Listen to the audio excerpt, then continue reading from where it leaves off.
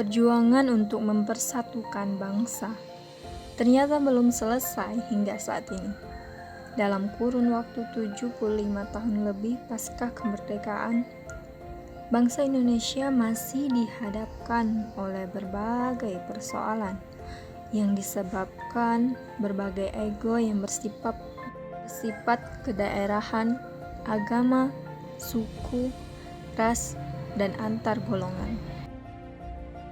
Ketika bangsa Indonesia yang sedang mempersiapkan kemerdekaan, persoalan kebangsaan yang pluralis dan multikulturalis menjadi pertaruhan besar dalam berbagai sidang BPUPKI dan PPKI.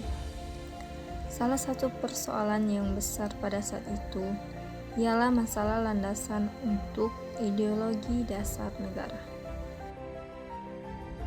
Pembahasan perdebatan yang intens saat itu telah menyebabkan timbulnya dikotomi kelompok.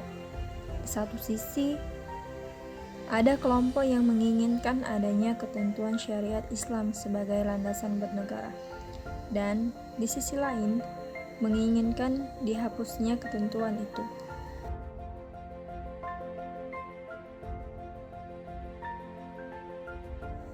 Mengingat bahwa masa sidang kedua BPUPKI telah usai sebagai hasil rumusan sementara, dikenal sebagai Piagam Jakarta.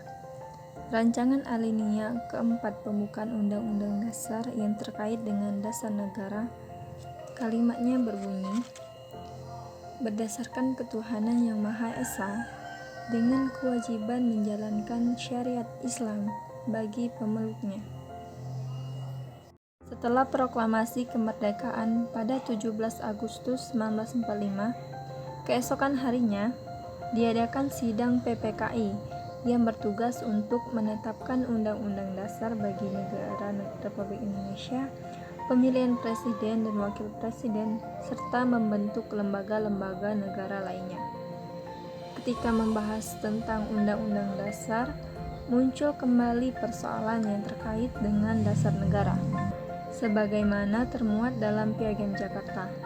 Pada saat itu, perwakilan dari Indonesia wilayah timur dan golongan non-muslim menyampaikan pandangannya bahwa agama Indonesia yang akan dibentuk bukan saja warga negara muslim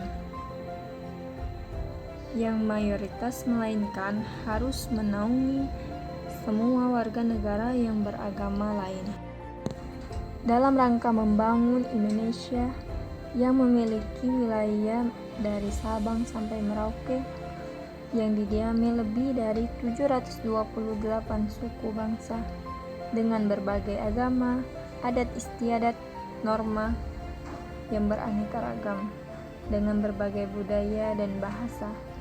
Dilakukanlah musyawarah yang disepakati para tokoh pendiri bangsa bahwa ideologi tidak perlu mencantumkan syariat agama mayoritas.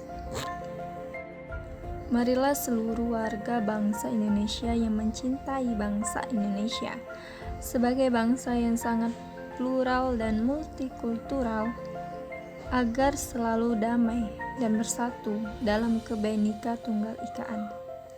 Kita semua mempunyai kewajiban sebagai dharma bakti kepada negara dan bangsa untuk mengembangkan wawasan kebangsaan agar tidak terjebak dalam pandangan yang ego dan sempit. Tanpa komitmen dari seluruh komponen bangsa, kebersatuan bangsa tidak pernah terwujud. Jangan sampai sejarah perselisihan dari perpecahan bangsa terulang kembali.